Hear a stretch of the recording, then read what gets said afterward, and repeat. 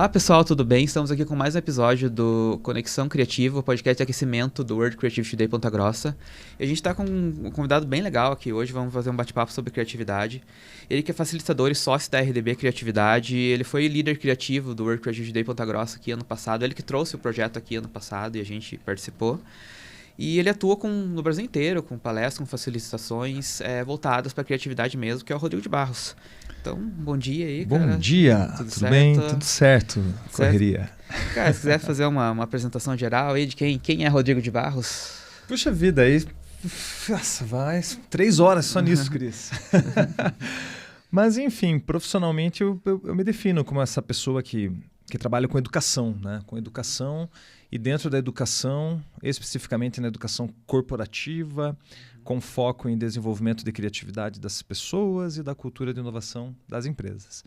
Então, bem como você falou, eu sou sócio da RDB Criatividade e lá nós desenvolvemos palestras e trilhas de desenvolvimento, né, com foco em team building e cultura de inovação, sempre pelo viés da criatividade. Legal. Você teve uma virada na carreira, né? Você trabalhava como consultora e você foi para essa área da criatividade, né? O que levou esse insight? O que você enxergou na criatividade? Assim, cara, esse é o caminho, assim, sabe? Que legal. Eu comecei nessa carreira em 2010 e aí eu entrei praticamente direto nessa coisa da consultoria em inovação. Sempre conto essa história, né? Vou contar de maneira resumida aqui. Mas enfim, eu fui muito capacitado, estudei muito ferramentas, frameworks, né, como queiram chamar, metodologias ágeis de inovação. Primeiro para micro e pequena empresa, depois para média empresa.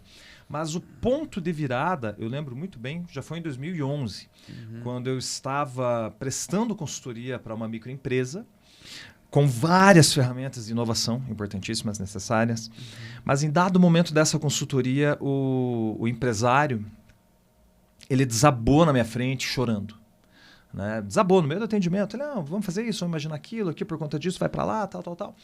E no meio do atendimento ele desabou em choro e segurou na minha mão e falou, Rodrigo, me ajude, isso aqui é importante, mas eu nem consigo pensar nisso, porque minha empresa está quebrando, porque meu casamento está indo para o brejo. E começou a desabafar várias coisas de cunho pessoal. E naquele momento eu senti, cara, de que adianta eu entender tudo isso aqui em termos de inovação e X hélices para cá, inovação incremental e radical, e o manual de Oslo, e marketing, produto, serviço. Se na minha frente tem um ser humano que não consegue lidar com isso. Né? E aí, enfim, não consegui fazer nada. Bati no ombro dele, né? Falei, não é fácil, enfim. Acontece. Conversei um pouco com ele, resumo da história. Saí dali, tirei meu carro da frente da empresa, toquei 2, 3 quadras para frente, parei o carro e fiquei parado, falando, cara, né, eu preciso entender outras coisas. E, enfim, comecei a estudar mais ainda, a coisa da inovação, do fator humano. Fui para São Paulo fazer uma certificação em HCM-BOC, que é uma certificação que coloca o fator humano na gestão da mudança. Ali, o consultor que conduziu essa formação trouxe muito a questão da criatividade, tal. E, de repente, caiu a ficha. Eu venho da área da música antes de tudo. Né? Antes de tudo, eu sempre digo, eu sou músico, eu vim da música, fui professor de música, toquei um monte e tal. Aí, pum, caiu a ficha, a criatividade. Eu falei, cara, é óbvio. Né? Sim. E aí eu comecei a expandir a minha atuação para a área da criatividade. Né? Foi quando eu passei também a deixar de lado pontualmente a consultoria individual e passei a focar mais em workshops, em trilhas, né? Que é onde eu me encontrei. Bacana, assim, eu vejo que teve um movimento, assim, eu acho mundial, provavelmente, né, de transformar a criatividade, que era uma coisa que era enxergada, talvez, antes pela via artística, pela via cultural e tudo mais, e transformar isso numa ferramenta realmente para tudo, né? Para negócios, para vida e tudo mais. Eu lembro muito do Murilo Gun no começo ali, tipo, ele trazendo isso e teorizando a criatividade, e a galera falou, mas esse cara tá teorizando um negócio que talvez não seja teorizável. E, cara, é muito teorizável, né? É muito método que você consegue colocar. Lógico que você tem que ter a questão criativa realmente dela ser orgânica, né? Mas como que se enxerga isso, a criatividade realmente como uma ferramenta de negócio mesmo, uma ferramenta de vida mesmo, assim, sabe? Bela pergunta. Belíssima pergunta. Caramba. Vamos lá.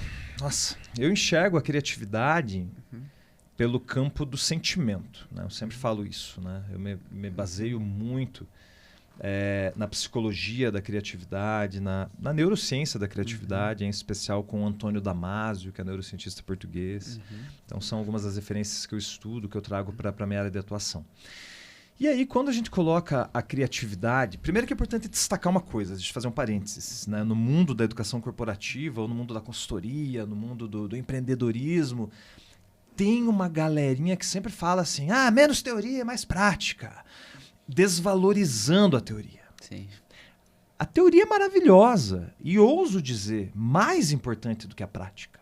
Porque não há prática sem teoria. Você não vai praticar nada completamente às cegas.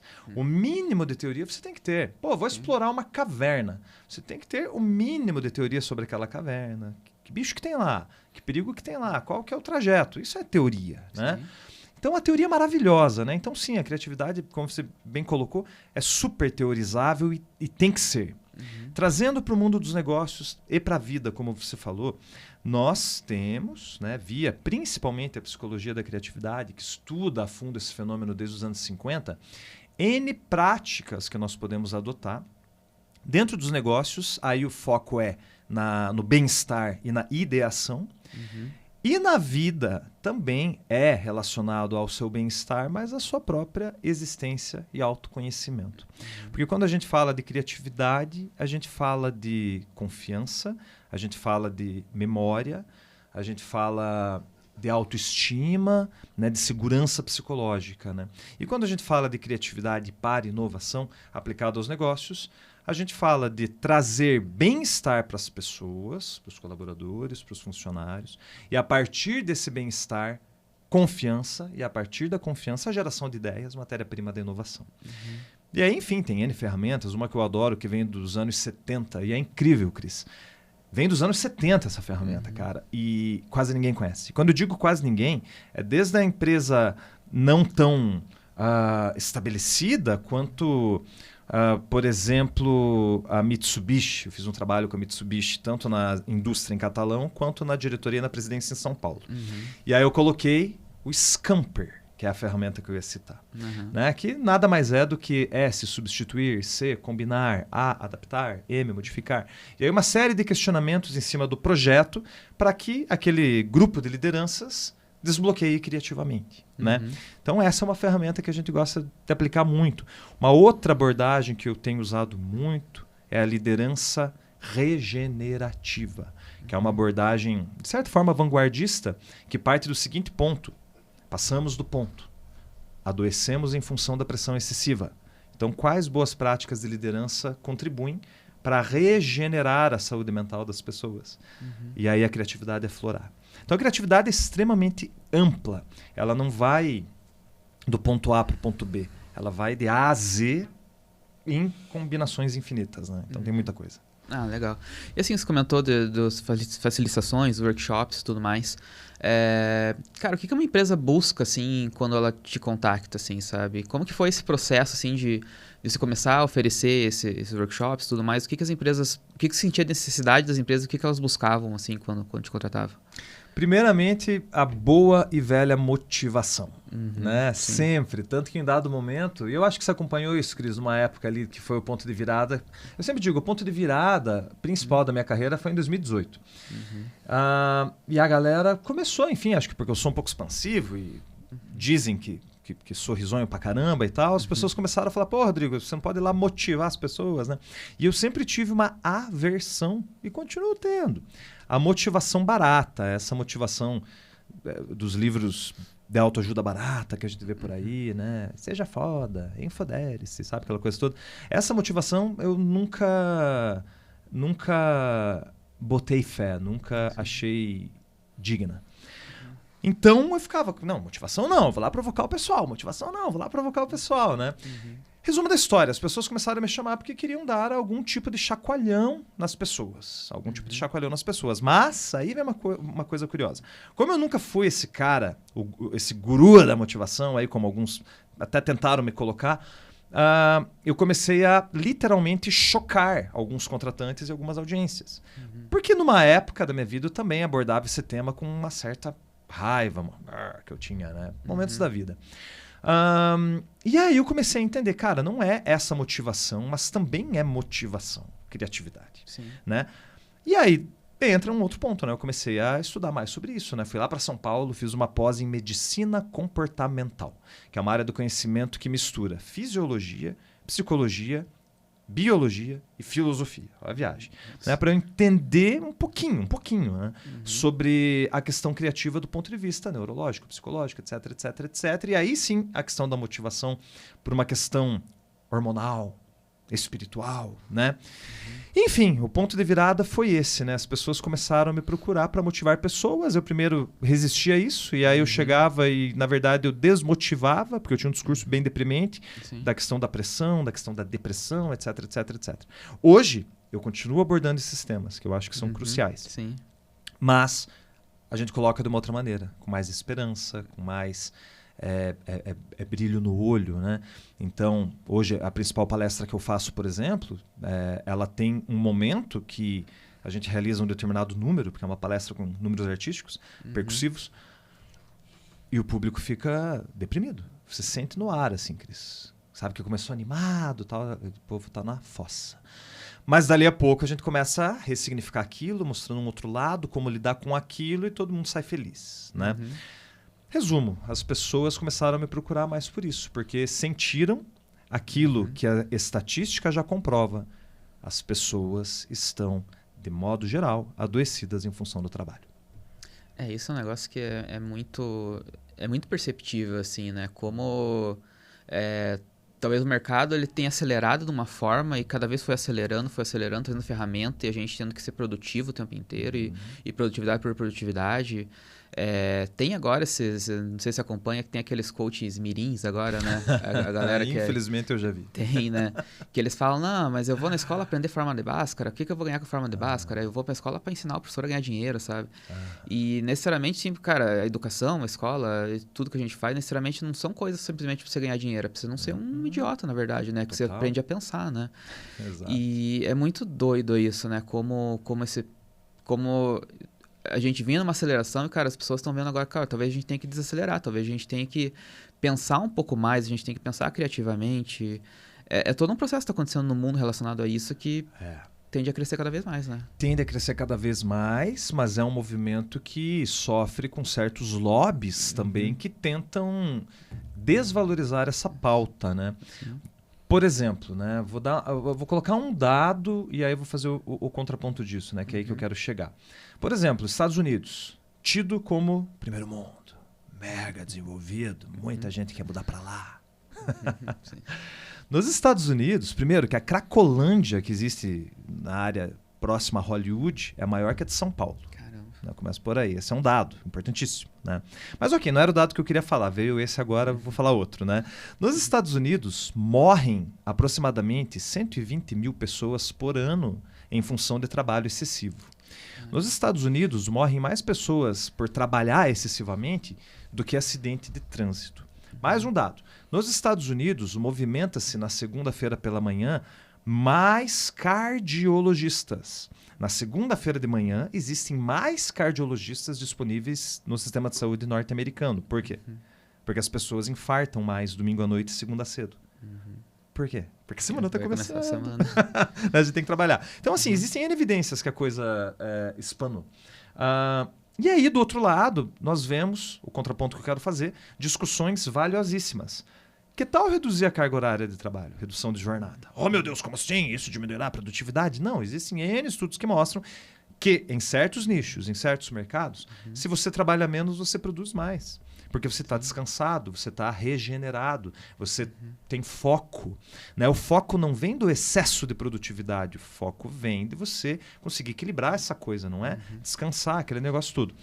E aí a gente começa a ver, inclusive, grandes nomes falando. Temos que voltar 100% para o presencial, para desenvolver cultura. Temos que trabalhar 44 horas. Aquele maluco do Elon Musk. 120 horas por semana. Quer baixar para 4 dias? Mas vamos trabalhar 120 horas.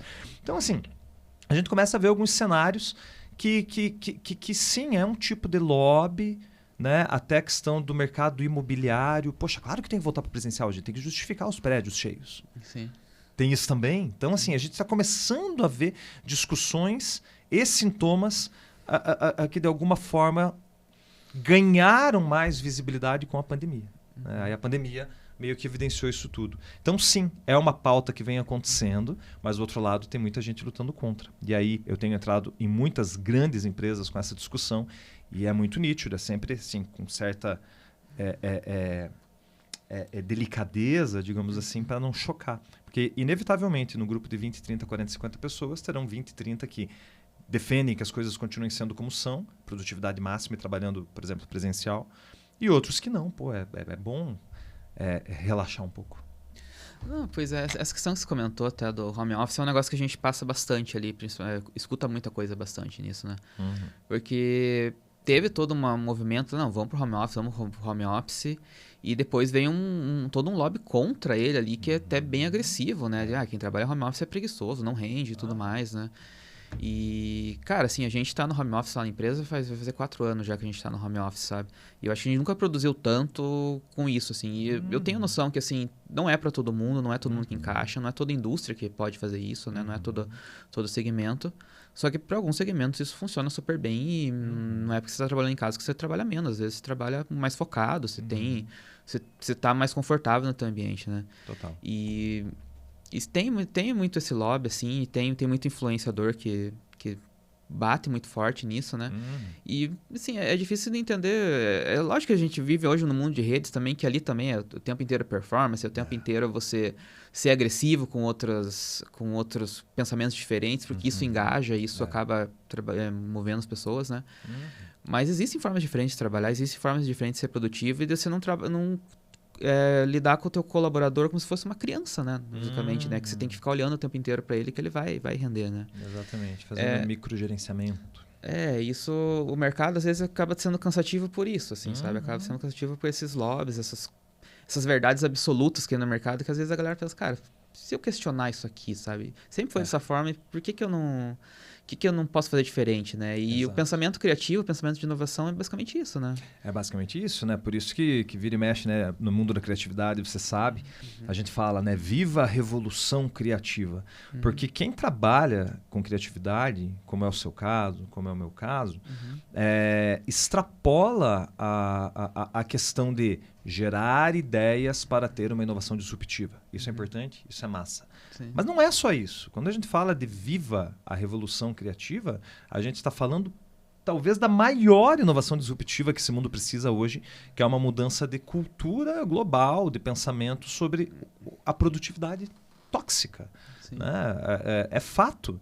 Não é porque eu quero trabalhar menos que eu sou um preguiçoso relapso. Né? Eu tenho certeza absoluta que lá no fundo da alma de 99% das pessoas desse mundo, todo mundo desejaria trabalhar menos. Sim, certeza. Né? Mas com certeza. Não tenho dúvida. E, cara, assim, dentro dos teus workshops, das facilitações e tudo mais, até do teu conteúdo, assim, até você já citou isso, né? Você traz muita questão cultural de arte ali. Eu sempre acompanho você e a Sara ali no Instagram, e vocês sempre também estão consumindo muito teatro, música. Sim. É um negócio que é muito de vocês, assim. Você é músico, né? Então isso aconteceu muito, acredito, por isso, né? Mas o que você enxerga isso, assim, como isso consegue ajudar as pessoas? O que isso soma para elas, assim? Por que você acredita muito, assim, na arte, assim, sabe? Que pergunta maravilhosa, cara. Pela própria natureza da arte, né? Desde que o mundo é mundo, as manifestações artísticas surgiram com uma principal função de provocar. Provocar os seus sentimentos, as suas emoções, provocar esperança, provocar raiva, provocar amor, provocar ódio, provocar estranheza, nojo, provocar sentimentos, né? Então essa é a função primordial da arte, né? Desde a figura clássica, existem outros tipos de arte, mas vai lá, desde a figura clássica do bobo da corte. O bobo da corte tinha como função principal desentediar o rei. Então imagina, você era rei, você herdou, né, quilômetros de terra, tem um exército à sua disposição, tem comida farta, você não faz nada. Né? Sim. Então imagina isso numa época sem luz, né, sem energia elétrica, sem internet e tal, né? O cara ficava lá. Então, vamos usar um bobo da corte para tentar trazer algum ânimo pro rei, né? reinados utilizavam de músicos, de orquestras, para tocarem músicas e receber os convidados, enfim. A função principal da arte é provocar. Como que nós desenvolvemos a nossa criatividade, se não é pela provocação? Pelo confrontamento do que a gente acha, do que a gente acredita, das nossas verdades absolutas, né? Então, sim, eu procuro, né, junto com a Sara e tudo, não só por uma questão de negócio, mas por uma questão humana mesmo, de interesse individual, de passar por esse mundão, consumir teatro, consumir música, filmes, experiências diversas, né? Porque isso provoca a nossa criatividade. E aí, de um outro lado, eu sinto que eu aprendo muito mais, eu, Rodrigo, com a minha personalidade, com o meu jeito, etc., eu aprendo muito mais frequentando eventos artísticos do que empresariais, eu. Porque no evento artístico, se você reconhece o evento artístico como pertencente à economia criativa, você também vai estar com um olhar de, cara, isso aqui é empresarial. Ontem eu falei na CBN, finalizando, nas últimas 2 vezes, eu tenho a coluna lá, eu comentei sobre a questão da economia criativa, né? Eu estive no Carnaval na Sala São Paulo, em São Paulo, assistindo a Sinfônica de São Paulo, com a companhia de dança da Débora Coker, fazendo uma releitura da Sagração da Primavera. Cara, tinha 60, 80 músicos, 20, 30 dançarinos, uns 20 caras na equipe de montagem e desmontagem, todos ganhando seu dinheirinho por conta daquele evento. Ingresso sendo vendido, souvenir, livraria. Antes do concerto, a gente entrou no bar que fica anexo à Sala São Paulo, a sala de concerto, tomamos um drink, tinha pessoas comendo sua porçãozinha, gente tomando seu café. Então, olha a economia movimentando. Então, quando você reconhece a arte como econômica do ponto de vista financeiro também, como a gente falou ontem na CBN, é o combo completo. Você tem provocação criativa e você tem um olhar de inovação empresarial absoluto. Um negócio que eu acho fantástico, assim, até do que você falou, assim, é usar a arte para aprender realmente, para evoluir, assim, e tudo mais, até em outros fatores, né? Então, quando a gente, putz, eu preciso aprender tal coisa, eu preciso aprender a vender, por exemplo, sei lá, um exemplo que vem na cabeça, eu preciso aprender a vender, a falar mais com as pessoas. A gente costuma colocar isso nos conteúdos como se fosse uma matéria de pós-graduação, né? Tipo, eu vou estudar vendas, vou estudar negociação e tudo mais, que é importante, né? Mas, cara, sei lá, talvez se o cara ele começar a ir em teatro, ou ele, sei lá, fazer uma aula de teatro, uma aula de oratória, uma coisa assim, talvez isso some muito mais na carreira dele do que... e ajuda muito mais nesse processo do que efetivamente ele fazer uma coisa muito direcionada, né? Então, às vezes, a gente não pensar só na matéria, né? Pensar no resultado que a gente quer ter e no conteúdo que a gente quer ter para aprender a pensar, né? Pô, fantástico. Eu, há 2 anos atrás, tive uma super oportunidade de fazer uma oficina de teatro / palhaçaria com o Mauro Zanata, que é uma referência no Paraná, em dramaturgia. Ele tem a escola dele em Curitiba, que chama Espaço Excêntrico. Então, a convite do Bruno e da Michele, né, que são grandiosíssimos artistas aqui da nossa cidade, de Ponta Grossa, né, eu junto com a Sara, a gente fez essa oficina. E, cara, foram somente, entre aspas, 8 horas. Mas eu digo e repito, tem um Rodrigo antes e depois, na questão da performance mesmo. Porque hoje o meu carro-chefe é a palestra. Eu amo fazer palestra. E digo para você, Cris, se eventualmente você assistir, né, como é que tá a coisa agora, rolou isso aqui, ó, tum, graças a essa oficina. Porque foi tanta provocação e tanto desbloqueio que vem para performance artística mesmo, né? Que eu tô loucão, assim, que fechar o doutorado, tô doidão para fazer um curso, né, de 3 meses, 6 meses de dramaturgia, porque 8 horas de dramaturgia me ensinaram muito. Foi demais, assim, o desbloqueio. Né? É muito legal. E assim, nos workshops tem um que você faz que é com a percussão, né, com os tambores e tudo mais. Como que é o processo, assim, da galera... Eu acredito que a galera deve chegar meio receosa, assim, falar, cara, o que é isso, sim? E daí esse desbloqueio criativo através da música, da arte ali. Como que é esse processo com eles ali? Que legal. Essa abordagem dos tambores, vou fazer um contexto aqui que eu acho interessante. Surgiu também na pandemia, né? Então, na pandemia, eu estava fazendo workshops, enfim, de segunda a sexta, das 8 às 10 da noite. Das 8 da manhã às 10 da noite. Ainda bem, eu fiquei 2, 3 meses parado, né? Porque o mercado estava se autorregulando, entendendo o que ia acontecer.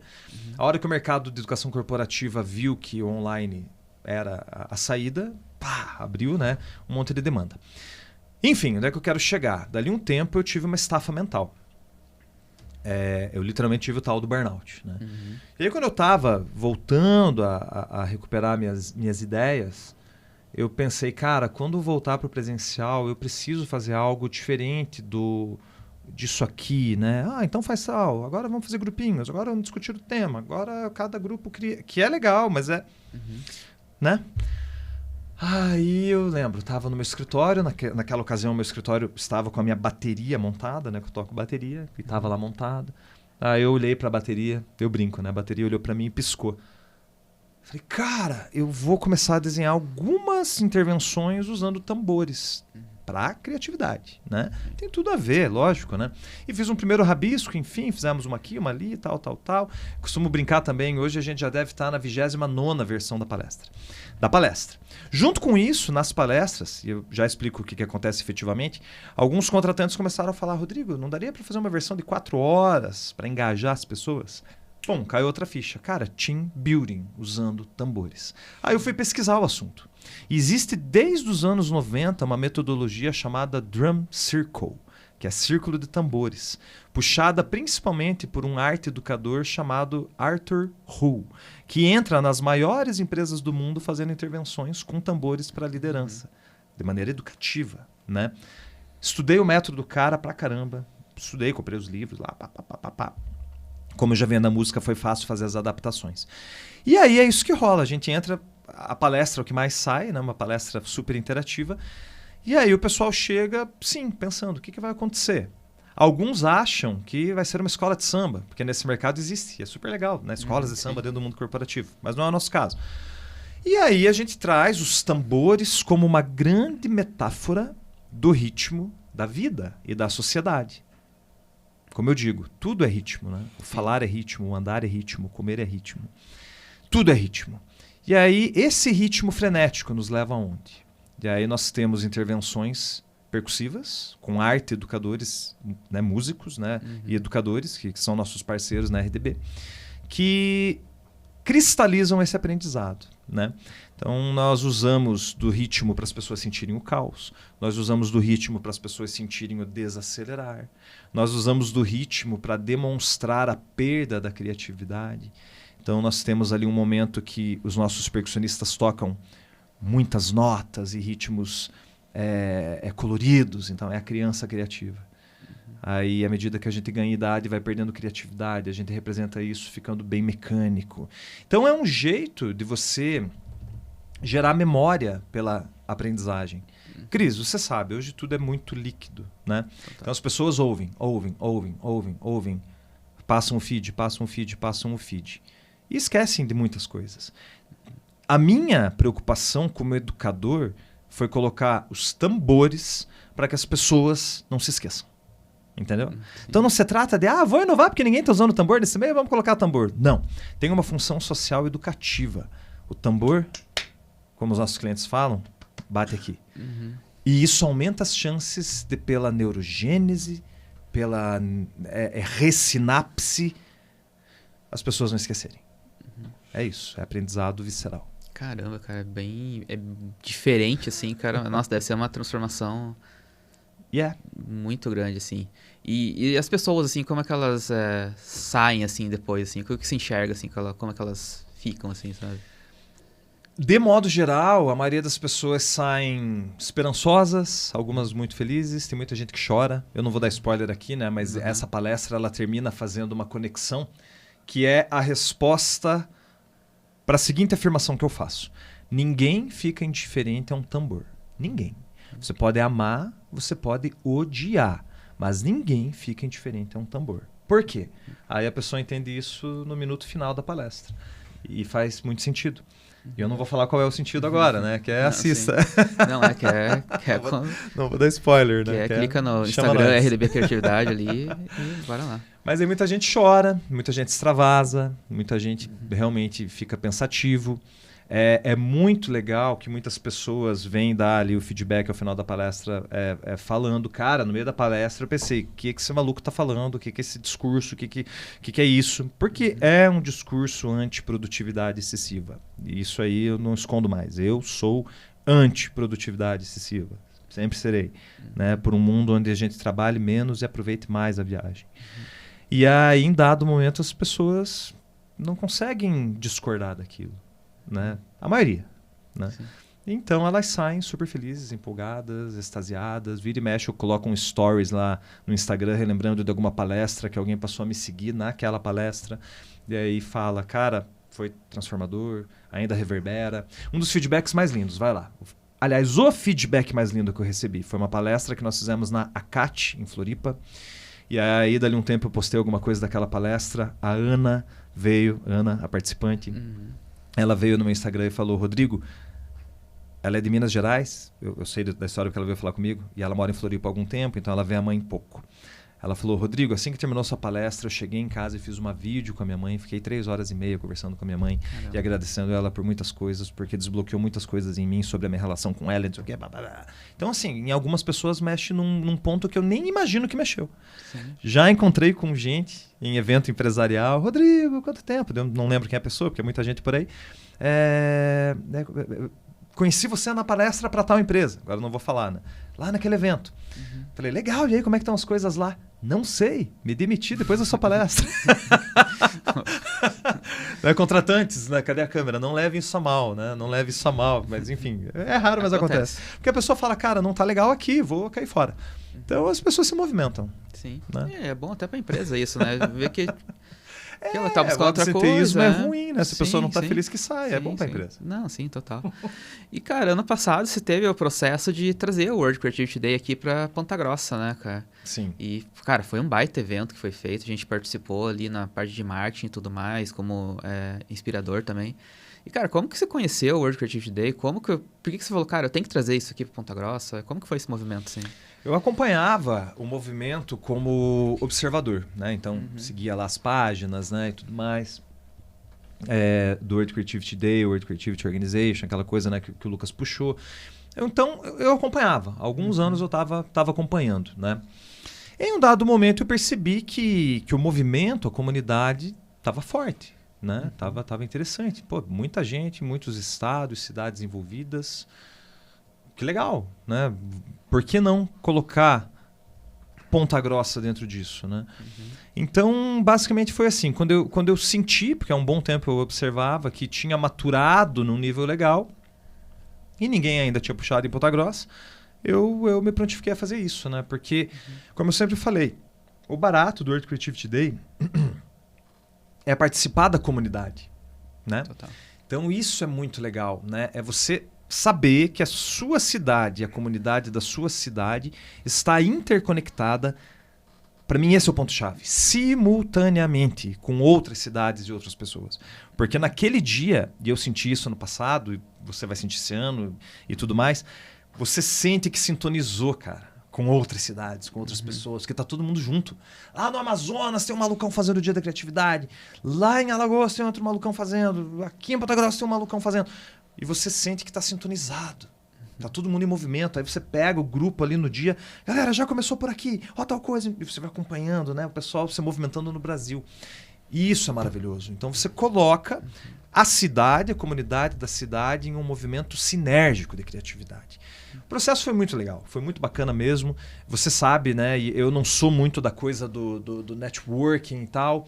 É uma coisa minha, mas o fazer o Dia da Criatividade teve que desbloquear um pouco disso em mim, então foi legal, tive que me expor um pouquinho mais, indo aqui, lá, não sei onde, né, fazendo movimentos.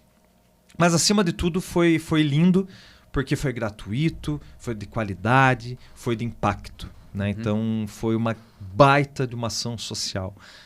E isso que pagou os boletos da minha alma, né? E aí é muito legal que você esteja puxando, né? Junto com a Tanili, junto com outras pessoas, com o Godoy novamente, com a Rafa, né? Porque é um evento que a cidade só tem a ganhar. É muito legal. Não, total. Eu lembro numa conversa que a gente teve lá no Sesc Estação que eu perguntei, cara, e o que gerou de resultado para você fazer o evento ali? Que estava naquele processo de pego ou não pego e tudo mais. Daí eu lembro que você falou, cara, o resultado deu porque eu queria fazer um negócio muito legal na cidade e eu fiz, sabe? Daí eu falei, cara, às vezes é isso, né, sabe? Às vezes a gente fica pensando no...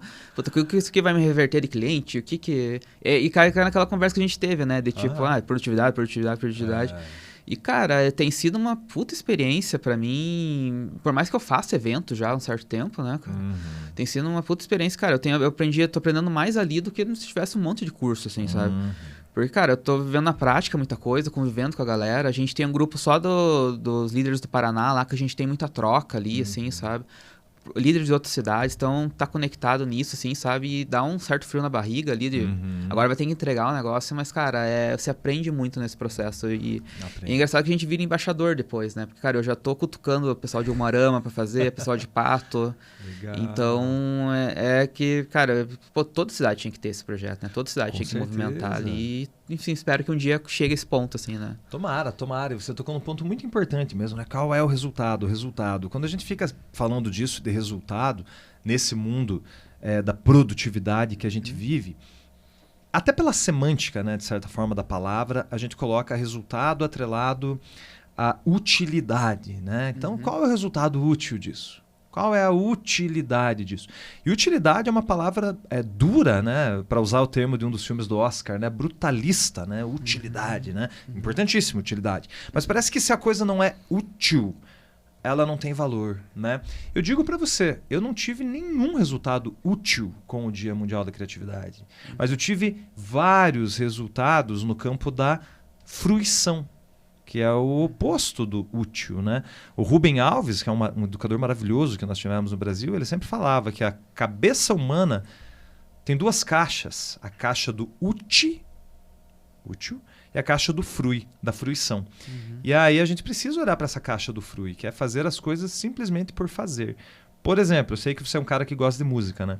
Quando você coloca as músicas que você gosta de ouvir, qual é o resultado útil disso, Cris? Útil, sim. Produtividade, talvez nenhuma, assim, sabe? Pois é, talvez se a gente ampliar a questão do útil para... Pô, é útil porque agrada algumas emoções dentro de mim, eu me sinto bem, essa é a utilidade. Mas ela só vai acontecer porque você fruiu aquele momento, você curtiu, você teve, né, um sentimento maravilhoso, né? Então é isso, tem N coisas, a gente dança numa festa, não tem utilidade. A gente toca um instrumento musical, não tem utilidade. A gente vai... Sei que você joga bola também. A gente vai jogar bola. Não tem utilidade, é fruição. A gente vai visitar uma pessoa que a gente ama. Qual a utilidade? Nenhuma. Fruição total. Então o mundo é feito de várias fruições que a gente esqueceu. Por isso que eu recomendo um livro que eu achei maravilhoso do nosso grandioso Ailton Krenak. A Vida Não é Útil, é o nome do livro. E ele não está desvalorizando a vida. O título é provocativo propositalmente. Se você não leu, ou enfim, quem está assistindo não leu, vale a pena. Cara, que conteúdo massa, cara. Que aula que foi aqui, cara. Pô, valeu. Isso aqui também é outro negócio que é muito legal. Tipo, a gente se abrir pra conteúdo, se abrir pra conversa. Isso ajuda bastante a gente a evoluir, cara. Queria te agradecer demais por ter topado ali. Imagina. Por estar gravando cedão aí com a gente. E, cara, você quer dar um recado final aí? Tu vai deixar teus contatos, teu Instagram, enfim... Maravilha, quem quiser seguir, me acompanha. Para qual câmera que eu posso olhar? Aqui, @debarrosrdb, é o Instagram. Eu sou low profile, mas vez ou outra tem alguma coisa por lá. No LinkedIn, Rodrigo de Barros 1, e o nosso site, rdbcriatividade.com.br. Acho que o recado eu já dei. A vida nem sempre é útil, vamos fruir mais e viva a revolução criativa. Isso aí, então. Valeu, galera aí que tá acompanhando aí com a gente. Logo mais a gente tem mais novidades do festival e tudo mais. Estamos evoluindo cada dia mais aí no festival e sigam a gente aí, sigam o meu Instagram ali que a gente vai ter mais novidades. Beleza? Valeu, até mais. Valeu.